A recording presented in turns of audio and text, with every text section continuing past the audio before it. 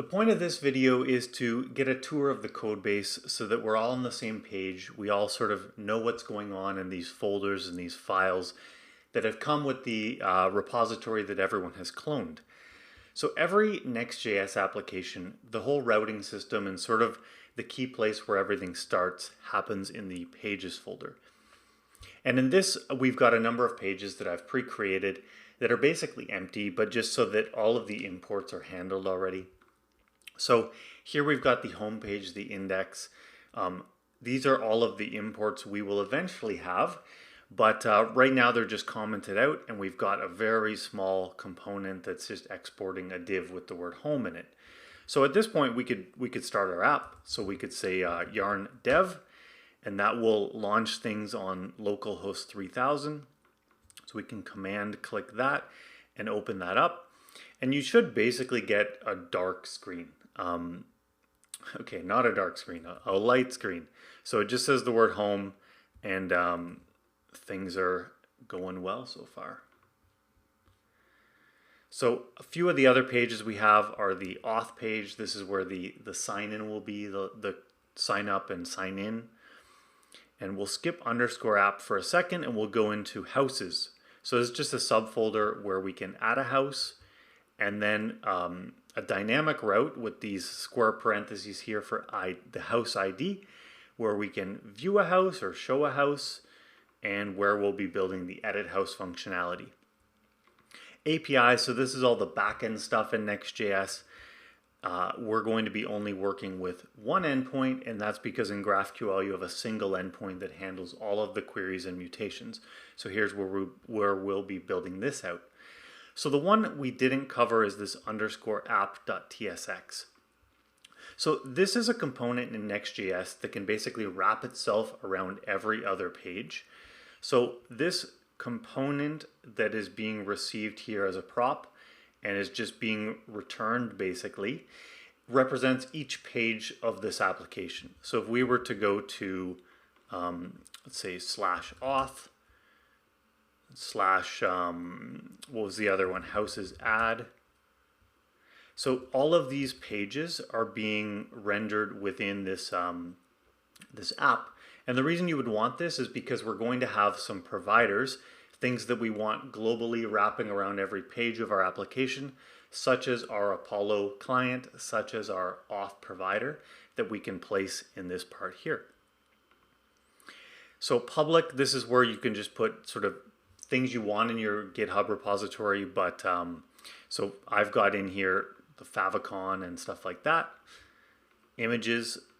Source is where we're going to be doing all of the non-page level work. So we've got some different things we're going to be using for auth. We've got components. These are sort of smallable, reusable components that we'll be using throughout our application. Things such as the map or the layout of our application. Schema, this is where we're going to be building out all of the GraphQL functionality, all of the different resolvers and mutations and queries. Utils, here we're going to be building a couple custom hooks that are used. One to remember where the map was and we've moved around, and one to stop some flashing that happens as it's requerying the houses. And then we've got our Apollo client that we'll set up and our Prisma client that we'll set up for a connection to our database. So that's the source folder. Styles, we don't have much going on. It's basically the base Tailwind setup. So it's importing the Tailwind base. And then I've set up a couple things here. So body, background color, input, and marker active. So the reason it wasn't black, which I thought it was going to be, is because if you were to go into pages, app, I'm not importing any of the styles at all. So if I were to import those styles, refresh, the page should be black because now it's including all of Tailwind and that one style that I have. There we go. It's not black, it's like a nice dark blue color. But we'll just leave this commented out for now. So once we get down past styles, this is where we get into all of the config setup. And I didn't want to do this as a video because it's very tedious and frankly I just copied and pasted it from other examples around the internet, and but I wanted to cover what they do. So Babel is basically what takes our code and it goes from sort of TypeScript to what ends up on the internet. And this requires a couple different plugins that you don't normally need when you're just doing Next.js. And that is because we're using some things around decorators with type GraphQL. So we go to type GraphQL and you look at their sort of base example.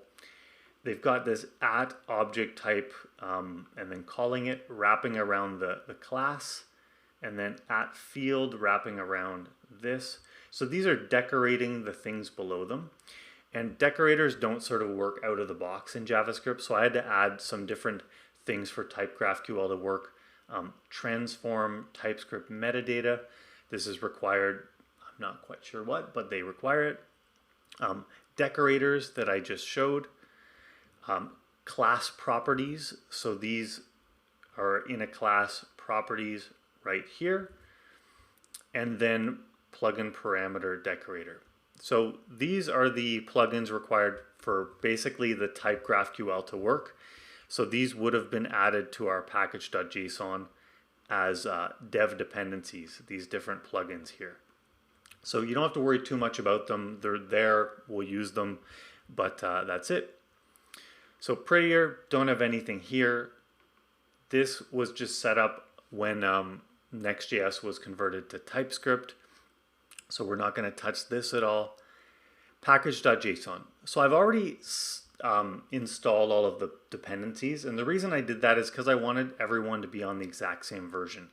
Because as this course is launching, different packages are launching new versions, and that might make the course not work. For example, Prisma has just put out an update that changes the way they do migrations. It's great, but as they release new things, it basically means everyone would be getting weird errors in the course, so I wanted to lock it in. I've also set up a few different scripts for things like code generation in TypeScript and GraphQL that we're going to be running, and then all of the different dependencies here. So we're doing Tailwind in this course, and Tailwind basically gives you probably thousands of these classes you can add to your code to avoid writing CSS, utility first CSS framework, but that gives you a massive CSS file. And if you've only used 100 of those CSS selectors and you've got 1,000 that you're not using, you're creating a really large CSS file that that's just going to slow your site down. So with post CSS, and it does the Tailwind work, but then it does different things about like purging unused selectors and whatnot. I haven't really changed anything here. I've just copied and pasted the recommended Next.js setup for Tailwind. The last one, Tailwind, I didn't change anything other than where to look to purge files. So I'm just purging in two places. The pages directory, where all of our page level components go, and the source directory, where all of the rest of our code goes. So those are the two places that Tailwind will look to purge unused classes to make a smaller final CSS build. This course uses TypeScript, and Next.js comes with really good TypeScript support out of the box. So I've basically used exactly what they give me, but I changed 3 things. So I added in this base URL, and what this allows you to do is to not have to use relative folder paths when you're loading things. For example, in auth, I can just say src components. I don't have to say ... / all that stuff. So that's what the base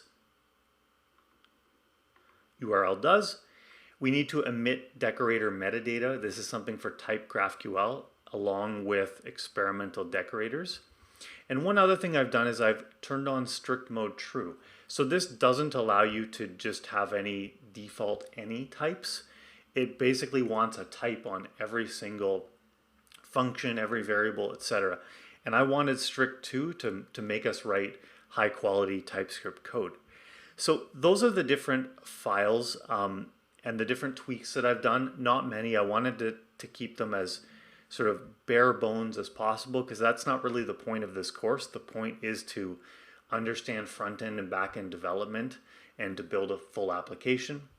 And these are just things we need in place to be able to use Tailwind and Typescript and things like that.